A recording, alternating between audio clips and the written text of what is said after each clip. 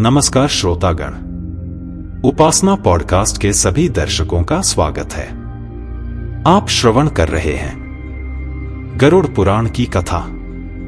गरुड़ पुराण में अब तक आपने सुना अध्याय 7 में बभ्रुवाहन प्रेत संस्कार की कथा। इस एपिसोड में आप सुनेंगे अध्याय 8 में आतुरदान निरूपण की कथा। तो अपनी उपस्थिति के लिए कमेंट बॉक्स में लिखिए जय श्री हरि।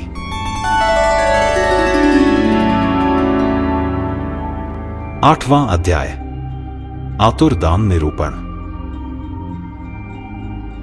गरुड़ जी ने कहा, हे तार्क्ष, मनुष्यों के हित की दृष्टि से आपने बड़ी उत्तम बात पूछी है। धार्मिक मनुष्य के लिए करने योग्य जो कृत्य हैं, वह सब कुछ मैं तुम्हें कहता हूं। पुण्यात्मा व्यक्ति वृद्धावस्था के प्राप्त होने पर अपने शरीर को व्याधिग्रस्त तथा ग्रहों की प्रतिकूलता को देखकर और प्राण वायु के नाद न सुनाई पड़ने पर अपने मरण का समय जानकर निर्भय हो जाए और आलस्य का परित्याग कर जाने अनजाने किए गए पापों के विनाश के लिए प्रायश्चित का आचरण करे। जब आतुरकाल उपस्थित हो जाए तो स्नान करके शालग्राम स्वरूप भगवान विष्णु की पूजा कराए। गंध, पुष्प, कुमकुम, तुलसी दल, धूप, दीप तथा बहुत से मोदक आदि नैवेद्यों को समर्पित करके भगवान की अर्चा करे और विप्रों को दक्षिणा देकर नैवेद्य का ही भोजन कराए तथा अष्टाक्षर ऊ नमो नारायणाय अथवा द्वादशाक्षर ऊ नमो भगवते वासुदेवाय मंत्र का जप करें। भगवान विष्णु और शिव के नाम का स्मरण करें और सुने। भगवान का नाम कानों से सुनाई पड़ने पर वह मनुष्य के पाप को नष्ट करता है। रोगी के समीप आकर बांधवों को शोक नहीं करना चाहिए। प्रत्युत मेरे पवित्र नाम का बार बार स्मरण करना चाहिए। विद्वान व्यक्ति को मत्स्य, कूर्म, वराह, नारसिंह, वामन, परशुराम, राम, कृष्ण, बुद्ध और कल्कि भगवान के ये 10 अवतार हैं। इन 10 नामों का सदा स्मरण कीर्तन करना चाहिए। जो व्यक्ति रोगी के समीप उपर्युक्त नामों का कीर्तन करते हैं, वे ही उसके सच्चे बांधव कहे गए हैं। कृष्ण, यह मंगलमय नाम जिसकी वाणी से उच्चरित होता है, उसके करोड़ों महापातक तत्काल भस्म हो जाते हैं। मरणासन अवस्था में अपने पुत्र के बहाने से नारायण नाम लेकर अजामिल भी भगत धाम को प्राप्त हो गया, तो फिर जो श्रद्धा पूर्वक भगवान के नाम का उच्चारण करने वाले हैं, उनके विषय में क्या कहना। दूषित चित्तवृत्ति वाले व्यक्ति के द्वारा भी स्मरण किए जाने पर भगवान उसके समस्त पापों को नष्ट कर देते हैं, जैसे अनिच्छा पूर्वक भी स्पर्श करने पर अग्नि जलाता ही है। हे द्विज, वासना के सहित पापों का समूल विनाश करने की जितनी शक्ति भगवान नाम में है, पातकी मनुष्य उतना पाप करने में समर्थ ही नहीं है। यमदेव अपने किंकरों से कहते हैं, हे दूतों, हमारे पास नास्तिक जनों को ले आया करो। भगवान के नाम का स्मरण करने वाले मनुष्यों को मेरे पास मत लाया करो, क्योंकि मैं स्वयं अच्युत, केशव, राम, नारायण, कृष्ण, दामोदर, वासुदेव, हरि, श्रीधर, माधव, गोपिका वल्लभ, जानकी नायक रामचंद्र का भजन करता हूं। हे दूतों, जो व्यक्ति हे कमलनयन, हे वासुदेव, हे विष्णु, हे धरणीधर, हे अच्युत, हे शंख चक्रपाणि, आप मेरे शरणदाता हो, सा कहते हैं, उन निष्पाप व्यक्तियों को तुम दूर से ही छोड़ देना। हे दूतों, जो निष्किंचन और रसज्ञ परमहंसों के द्वारा निरंतर आस्वादित भगवान मुकुंद के पादार विंदम करंदरस से विमुख हैं, अर्थात भगवत भक्ति से विमुख हैं और नरक के मूल गृहस्थी के प्रपंच में तृष्णा से बद्ध हैं, से असत पुरुषों को मेरे पास लाया करो। जिनकी जिह्वा भगवान के गुण और नाम का कीर्तन नहीं करती, चित्त भगवान के चरणाविंद का स्मरण नहीं करता, सिर एक बार भी भगवान को प्रणाम नहीं करता, से विष्णु के आराधना उपासना आदि कृत्यों से रहित असत पुरुषों को मेरे पास ले आओ। इसलिए हे पक्षींद्र, जगत में मंगल स्वरूप भगवान विष्णु का कीर्तन ही एकमात्र महान पापों के आत्यंतिक और कांतिक निवृत्ति का प्रायश्चित है, सजानो। नारायण से पराडमुख रहने वाले व्यक्तियों के द्वारा किए गए प्रायश्चित्ताचरण भी दुर्बुद्धि प्राणी को उसी प्रकार पवित्र नहीं कर सकते, जैसे मदिरा से भरे घट को गंगा जी सदृश नदियां पवित्र नहीं कर सकती। भगवान कृष्ण के नाम स्मरण से पाप नष्ट हो जाने के कारण जीव नरक को नहीं देखते और स्वप्न में भी कभी यम तथा यमदूतों को नहीं देखते। जो व्यक्ति अंतकाल में नंदनंदन भगवान श्री कृष्ण के पीछे चलते हैं, सी गाय को ब्राह्मणों को दान देता है, वह मांस, हड्डी और रक्त से परिपूर्ण वैतरणी नड़ी में गिरता अथवा जो मृत्यु के समय में नंदनंदन इस प्रकार की वाणी का उच्चारण करता है, शरीर धारण नहीं करता अर्थात मुक्त हो जाता है। अत पापों के समूह को नष्ट करने वाले महाविष्णु के नाम का स्मरण करना चाहिए अथवा गीत या विष्णु सहस्त्र नाम का पठन अथवा श्रवण करना चाहिए। एकादशी का व्रत, गीता, गंगाजल, तुलसी दल, भगवान विष्णु का चरणामृत और नाम ये मरण काल में मुक्ति देने वाले हैं। इसके बाद घृत और सुवर्ण सहित अन्नदान का संकल्प करें। श्रोत्रिय द्विज वेद पाठी ब्राह्मण को सवत्सा गौ का दान करें। हे तार्क्ष्य, जो मनुष्य अंतकाल में थोड़ा बहुत दान देता है और पुत्र उसका अनुमोदन करता है, वह दान अक्षय होता है। सत्पुत्र को चाहिए कि अंतकाल में सभी प्रकार का दान दिलाए। लोक में धर्मज्ञ पुरुष इसीलिए पुत्र के लिए प्रार्थना करते हैं। भूमि पर स्थित आधी आंखें मूंदे हुए पिता को देखकर पुत्रों को उनके द्वारा पूर्व संचित धन के विषय में तृष्णा नहीं करनी चाहिए। सत्पुत्र के द्वारा दिए गए दान से जब तक उसका पिता जीवित हो तब तक और फिर मृत्यु के अनंतर आतिवाहिक शरीर से भी परलोक के मार्ग में वह दुख नहीं प्राप्त करता। आतुरकाल और ग्रहणकाल इन दोनों कालों में दिए गए दान का विशेष महत्व है, इसलिए तिल आदि अष्ट दान अवश्य देने चाहिए। तिल, लोहा, सोना, कपास, नमक, सप्तधान्य, धान, जौ, गेहूं, उड़द, काकुन या कंगुनी और चना ये सप्तधान्य कहे जाते हैं। भूमि और गाय इनमें से एक एक का दान भी पवित्र करने वाला है। यह अष्ट महादान महापातकों का नाश करने वाला है। अत अंतकाल में इसे देना चाहिए। इन दानों का जो उत्तम फल है उसे सुनो। 3 प्रकार के पवित्र तिल मेरे पसीने से उत्पन्न हुए हैं। असुर, दानव और दैत्य तिल दान से तृप्त होते हैं। श्वेत, कृष्ण तथा कपिल, भूरे वर्ण के तिल का दान वाणी, मन और शरीर के द्वारा किए गए त्रिविध पापों को नष्ट कर देता है। लोहे का दान भूमि में हाथ रखकर देना चाहिए। सा करने से वह जीव यम सीमा को नहीं प्राप्त होता और यम मार्ग में नहीं जाता। पाप कर्म करने वाले व्यक्तियों का निग्रह करने के लिए यम के हाथ में कुल्हाड़ी, मूसल, दंड, तलवार तथा छुरी शस्त्र के रूप में रहते हैं। यमराज के आयुधों को संतुष्ट करने के लिए यह लोहे का दान कहा गया है, इसलिए यमलोक में सुख देने वाले लोहदान को करना चाहिए। उरण, श्यामसूत्र, शंडामर्क, उदुम्बर, शेषंबल नामक यम के महादूत लोहदान से सुख प्रदान करने वाले होते हैं। हे तार्क्ष्य, परम गोपनीय और दानों में उत्तम दान को सुनो, जिसके देने से भूलोक, भुवरलोक, अंतरिक्ष और स्वर्गलोक के निवासी अर्थात मनुष्य, भूत प्रेत तथा देवगण संतुष्ट होते हैं। ब्रह्मा आदि देवता, ऋषिगण तथा धर्मराज के सभासद स्वर्णदान से संतुष्ट होकर वर प्रदान करने वाले होते हैं। इसलिए प्रेत के उद्धार के लिए स्वर्ण दान करना चाहिए। हे तात, स्वर्ण का दान देने से जीव यमलोक नहीं जाता, उसे स्वर्ग की प्राप्ति होती है। बहुत काल तक वह सत्यलोक में निवास करता है। तदंतर इस लोक में रूपवान, धार्मिक, वाक्पटु, श्रीमान और अतुल पराक्रमी राजा होता है। कपास का दान देने से यमदूतों से भय नहीं होता।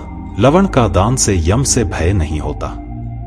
लोहा, नमक, कपास, तुल और स्वर्ण के दान से यमपुर के निवासी चित्रगुप्त आदि संतुष्ट होते हैं। सप्तधान्य प्रदान करने से धर्मराज और यमपुर के तीनों द्वारों पर रहने वाले अन्य द्वारपाल भी प्रसन्न हो जाते हैं।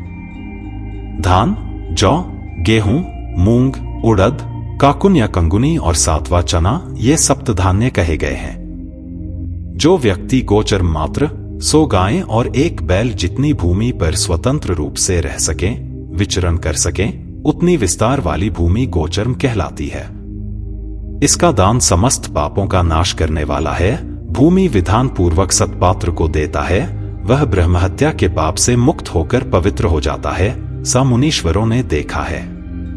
राज्य में किया हुआ अर्थात राज्य संचालन में राजा से होने वाला महापाप 9 व्रतों से, न तीर्थ सेवन से और न अन्य किसी दान से नष्ट होता है, अपितु वह तो केवल भूमि दान से ही विलीन होता है।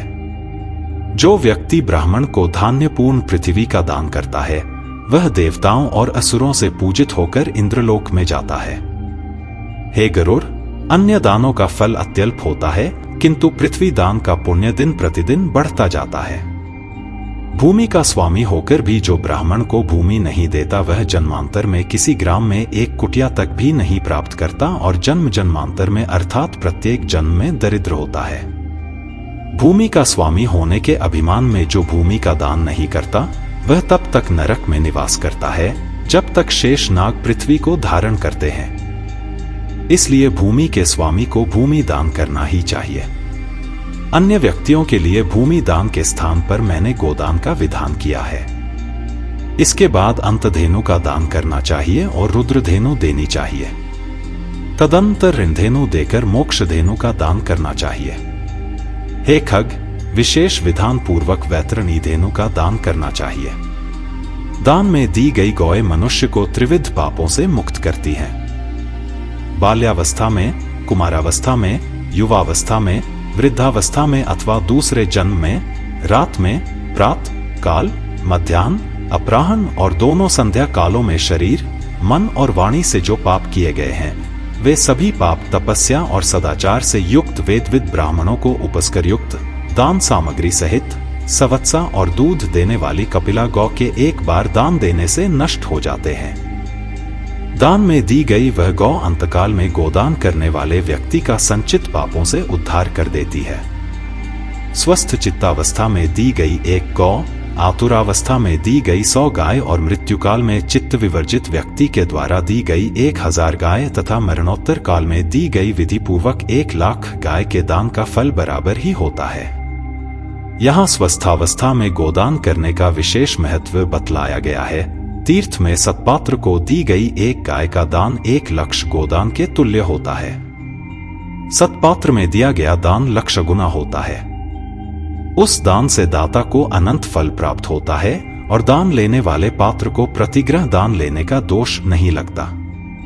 स्वाध्याय और होम करने वाला तथा दूसरे के द्वारा पकाए गए अन्न को न खाने वाला अर्थात स्वयं पाकी ब्राह्मण रत्नपूर्ण पृथ्वी का दान लेकर भी प्रतिग्रह दोष से लिप्त नहीं होता। विष और शीत को नष्ट करने वाले मंत्र और आग भी क्या दोष के भागी होते हैं? अपात्र को दी गई वह गाय दाता को नरक में ले जाती है और अपात्र प्रतिग्रहिता को 101 पीढ़ी के पुरुषों के सहित नरक में गिराती है। इसलिए अपने कल्याण की इच्छा करने वाले विद्वान व्यक्ति को अपात्र को दान नहीं देना चाहिए। एक गाय एक ही ब्राह्मण को देनी चाहिए। बहुत ब्राह्मणों को एक गाय कदापि नहीं देनी चाहिए। वह गौ यदि बेची या बांटी गई तो 7 पीढ़ी तक के पुरुषों को जला देती है। हे खगेश्वर, मैंने तुमसे पहले वैतरणी नदी के विषय में कहा था, उसे पार करने के उपायभूत गोदान के विषय में मैं तुमसे कहता हूं। काले अथवा लाल रंग की गाय को सोने के सींग, चांदी के खुर और कांसे के पात्र की दोहनी के सहित 2 काले रंग के वस्त्रों से आच्छादित करें। उसके कंठ में घंटा बांधे, तब कपास के ऊपर वस्त्र सहित ताम्र पात्र को स्थापित करके वहां लोहदंड सहित सोने की यम मूर्ति भी स्थापित करें और कांसे के पात्र में घृत रखकर यह सब ताम्र पात्र के ऊपर रखें। ईख की नींव बनाकर उसे रेशमी सूत्र से बांधकर भूमि पर गड्ढा खोदे एवं उसमें जल भरकर वह ईख की नाव उसमें डाले। उसके समीप सूर्य की देह से उत्पन्न हुई धेनु को खड़ी करके शास्त्रीय विधि विधान के अनुसार उसके दान का संकल्प करें। ब्राह्मणों को अलंकार और वस्त्र का दान दें तथा गंध, पुष्प, अक्षत आदि से विधान पूर्वक गाय की पूजा करें। गाय की पूंछ को पकड़कर ईख की नाव पर पैर रखकर ब्राह्मण को आगे करके इस मंत्र को पढ़े। हे जगन्नाथ, हे शरणागत वत्सल, भवसागर में डूबे हुए शोक संताप की लहरों से दुख प्राप्त करते हुए जनों के आप ही रक्षक हैं। हे ब्राह्मण श्रेष्ठ, विष्णु रूप, भूमिदेव, आप मेरा उद्धार कीजिए। मैंने दक्षिणा के सहित यह वैतरणी रूपिणी गाय आपको दी है, आपको नमस्कार है। मैं महाभयावह यम मार्ग में 100 योजन विस्तार वाली उस वैतरणी नदी को पार करने की इच्छा से आपको इस वैतरणी गाय का दान देता हूं। आपको नमस्कार है, हे वैतरणी धेनु, हे देवेशी। यमद्वार के महामार्ग में वैतरणी नदी के पार कराने के लिए आप मेरी प्रतीक्षा करना। आपको नमस्कार है। मेरे आगे भी गोए हो, मेरे पीछे भी गोए हों, मेरे हृदय में भी गोए हों और मैं गौओं के मध्य में निवास करूं। जो लक्ष्मी सभी प्राणियों में प्रतिष्ठित हैं तथा जो देवता में प्रतिष्ठित हैं, वे ही धेनुरूपा लक्ष्मी देवी मेरे पाप को नष्ट करें। इस प्रकार मंत्रों से भली भांति प्रार्थना करके हाथ जोड़कर गाय और यम की प्रदक्षिणा करके सब कुछ ब्राह्मण को प्रदान करें। हे खग, इस विधान से जो वैतरणी धेनु का दान करता है वह धर्म मार्ग से धर्मराज की सभा में जाता है। शरीर की स्वस्थावस्था में ही वैतरणी विषक व्रत का आचरण कर लेना चाहिए और वैतरणी पार करने की इच्छा से विद्वान को वैतरणी गाय का दान करना चाहिए। हे खग, वैतरणी गाय का दान करने से महामार्ग में वह नदी नहीं आती, इसलिए सर्वदा पुण्यकाल में गोदान करना चाहिए। गंगा आदि सभी तीर्थों में, ब्राह्मणों के निवास स्थानों में, चंद्र और सूर्य ग्रहण काल में, संक्रांति में, अमावस्या तिथि में, उत्तरायण और दक्षिणायन, कर्क और मकर संक्रांतियों में, विषुव अर्थात मेष तथा तुला की संक्रांति में, व्यतिपात योग में, युगादि तिथियों में तथा अन्यान्य पुण्य कालों में उत्तम गोदान देना चाहिए। जब कभी भी श्रद्धा उत्पन्न हो जाए और जब भी दान के लिए सुपात्र प्राप्त हो जाए, वही समय दान के लिए पुण्यकाल है, क्योंकि संपत्ति अस्थिर है, शरीर नश्वर है, संपत्ति सदा रहने वाली नहीं है और मृत्यु प्रतिक्षण निकट आती जा रही है। इसलिए धर्म का संचय करना चाहिए। अपनी धन संपत्ति के अनुसार किया गया दान अनंत फल वाला होता है। इसलिए अपने कल्याण की इच्छा रखने वाले व्यक्ति को विद्वान ब्राह्मण को दान देना चाहिए। अपने हाथ से अपने कल्याण के लिए दिया गया अल्प वित्त वाला वह दान भी अक्षय होता है और उसका फल भी तत्काल प्राप्त होता है। दान रूपी पाथेय को लेकर जीव परलोक के महामार्ग में सुखपूर्वक जाता है, अन्यथा दान रूपी पाथेय रहित प्राणी को यम मार्ग में क्लेश प्राप्त होता है। पृथ्वी पर मनुष्यों के द्वारा जो जो दान दिए जाते हैं, यमलोक के मार्ग वे सभी आगे आगे उपस्थित हो जाते हैं। महान पुण्य के प्रभाव से मनुष्य जन्म प्राप्त होता है। उस मनुष्य योनि को प्राप्त कर जो व्यक्ति धर्माचरण करता है वह परमगति को प्राप्त करता है। धर्म को न जानने के कारण व्यक्ति संसार में दुःखपूर्वक जन्म लेता है और मरता है। केवल धर्म के सेवन में ही मनुष्य जीवन की सफलता है। धन, पुत्र, पत्नी आदि बांधव और यह शरीर भी सब कुछ अनित्य है, इसलिए धर्माचरण करना चाहिए। जब तक मनुष्य जीता है तभी तक बंधु बांधव और पिता आदि का संबंध रहता है। मरने के अनंतर क्षण मात्र में संपूर्ण स्नेह संबंध निवृत्त हो जाता है। जीवितावस्था में अपनी आत्मा ही अपना बंधु है, सा बार बार विचार करना चाहिए। मरने के अनंतर कौन उसके उद्देश्य से दान देगा, सा जानकर अपने हाथ से ही सब कुछ दान देना चाहिए, क्योंकि जीवन अनित्य है। बाद में अर्थात उसकी मृत्यु के पश्चात कोई भी उसके लिए दान नहीं देगा। मृत शरीर को काठ और ढेले के समान पृथ्वी पर छोड़कर बंधु बांधव विमुख होकर लौट जाते हैं। केवल धर्म ही उसका अनुगमन करता है। धन संपत्ति घर में ही छूट जाती है, सभी बंधु बांधव श्मशान में छूट जाते हैं, किंतु प्राणी के द्वारा किया हुआ शुभाशुभ कर्म परलोक में उसके पीछे पीछे जाता है। शरीर आग से जल जाता है, किंतु किया हुआ कर्म साथ में रहता है। प्राणी जो कुछ पाप अथवा पुण्य करता है उसका वह सर्वत्र भोग प्राप्त करता है। इस दुःखपूर्ण संसार सागर में कोई भी किसी का बंधु नहीं है। प्राणी अपने कर्म संबंध से संसार में आता है और फल भोग से कर्म का क्षय होने पर पुनः चला जाता है, अर्थात मृत्यु को प्राप्त हो जाता है। माता पिता, पुत्र, भाई, बंधु और पत्नी आदि का परस्पर मिलन प्याऊ पर एकत्र हुए जंतुओं के समान अथवा नदी में बहने वाले काष्ठ समूह के समान नितांत चंचल अर्थात अस्थिर है। किसके पुत्र, किसके पौत्र, किसकी भार्या और किसका धन, संसार में कोई किसी का नहीं है। इसलिए अपने हाथ से स्वयं दान देना चाहिए।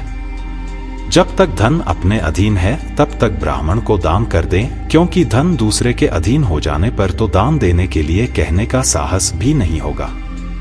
पूर्व जन्म में किए हुए दान के फलस्वरूप यहाँ बहुत सारा धन प्राप्त हुआ है, इसलिए सा जानकर धर्म के लिए धन देना चाहिए। धर्म से अर्थ की प्राप्ति होती है, धर्म से काम की प्राप्ति होती है और धर्म से ही मोक्ष की भी प्राप्ति होती है, इसलिए धर्माचरण करना चाहिए। धर्म श्रद्धा से धारण किया जाता है, बहुत सी धन राशि से नहीं। अकिंचन मुनिगण भी श्रद्धावान होकर स्वर्ग को प्राप्त हुए हैं। जो मनुष्य पत्र, पुष्प, फल अथवा जल मुझे भक्ति भाव से समर्पित करता है, उस संयतात्मा के द्वारा भक्ति पूर्वक दिए गए पदार्थों को मैं प्राप्त करता हूं। इसलिए विधि विधान पूर्वक अवश्य ही दान देना चाहिए। थोड़ा हो या अधिक इसकी कोई गणना नहीं करनी चाहिए। जो पुत्र पृथ्वी पर पड़े हुए आतुर पिता के द्वारा दान दिलाता है, वह धर्मात्मा पुत्र देवताओं के लिए भी पूजनीय होता है। माता पिता के निमित्त जो धन पुत्र के द्वारा सत्पात्र को समर्पित किया जाता है, उससे पुत्र, पौत्र और प्रपौत्र के साथ वह व्यक्ति स्वयं भी पवित्र हो जाता है। पिता के उद्देश्य से किए गए दान से 1000 गुना, बहन के उद्देश्य से किए गए दान से 10,000 गुना और सहोदर भाई के निमित्त किए गए दान से अनंत गुना पुण्य प्राप्त होता है। दान देने वाला उपद्रवग्रस्त नहीं होता, उसे नरक यातना नहीं प्राप्त होती और मृत्युकाल में उसे यमदूतों से भी कोई भय नहीं होता। हे खग, यदि कोई व्यक्ति लोभ से आतुरकाल में दान नहीं देते, वे कंजूस पापी प्राणी मरने के अनंतर शोकगमन होते हैं। आतुरकाल में आतुर के उद्देश्य से जो पुत्र, पौत्र, सहोदर भाई, सगोत्री और सुहृदजन दान नहीं देते, वे ब्रह्महत्यारे हैं, इसमें कोई संशय नहीं है। इस प्रकार गरुड़ पुराण के अंतर्गत सारोद्धार में आतुर दान निरूपण नामक 8वां अध्याय पूरा हुआ।